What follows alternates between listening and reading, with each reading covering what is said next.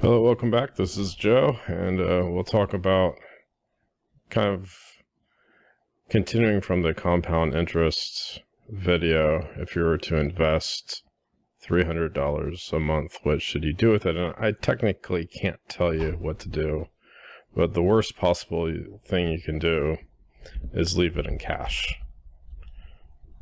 Because all it is doing is giving you less than 1% of interest. You need to take cash, buy something with it, and then have that thing work for you as you live your life, work, eat, sleep, and repeat, and occasionally go to the beach and party.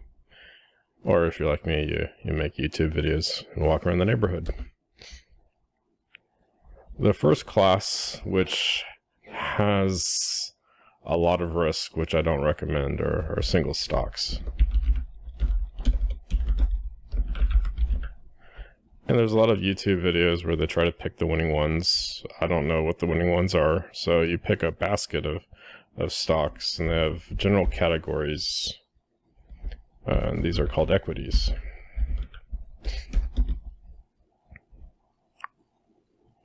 In particular, there's two types of them: ETFs, electronically traded funds, or the old school way, mutual funds.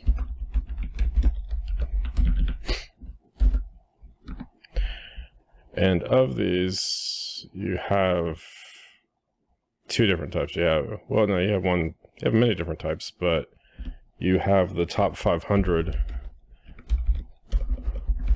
US companies, which is called the S&P 500.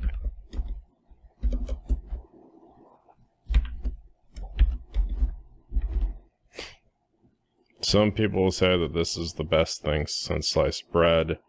Some ETFs or mutual funds can't use the word S&P, so they may call it the 500 index. Another choice is the total US stock market index. And you'll find a garden variety of this stuff, but it's very important that you take a look at the fees. Some fees are cheap, some fees are more expensive, and people have different opinions about high fees versus low fees. They think the ones with the high fees are actively managed, so they're going to try to outperform the extremely boring sit and wait kind of thing.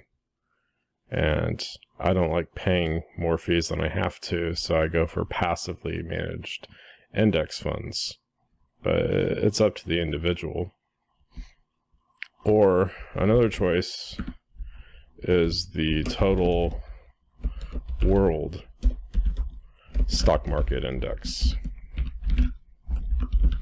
which quite literally buys the whole haystack.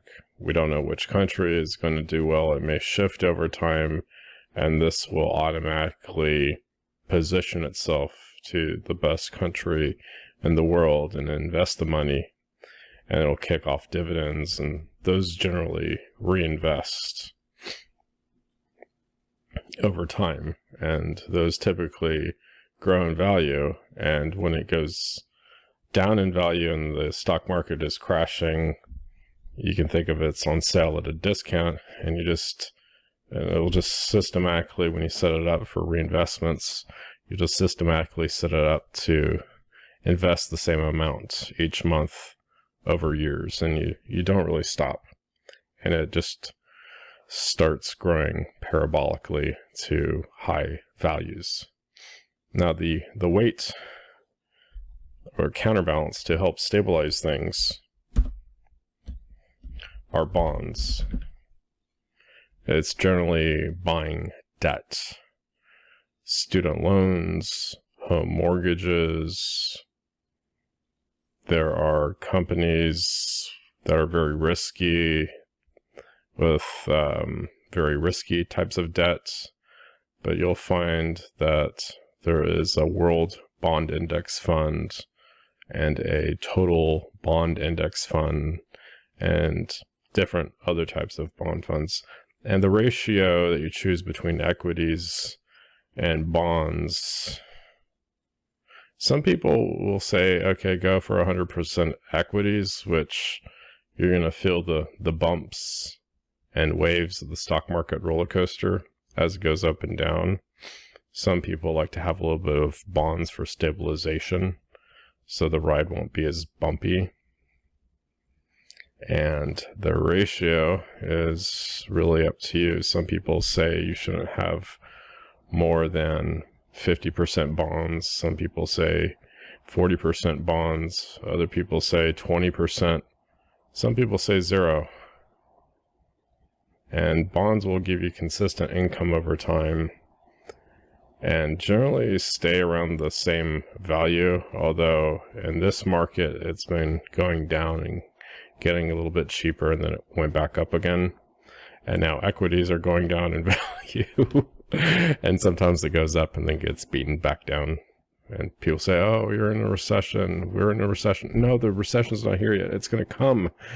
No one knows what's going to happen until it's happened. But yeah, I mean, the worst thing you can do is when you invest in a brokerage is park it in cash.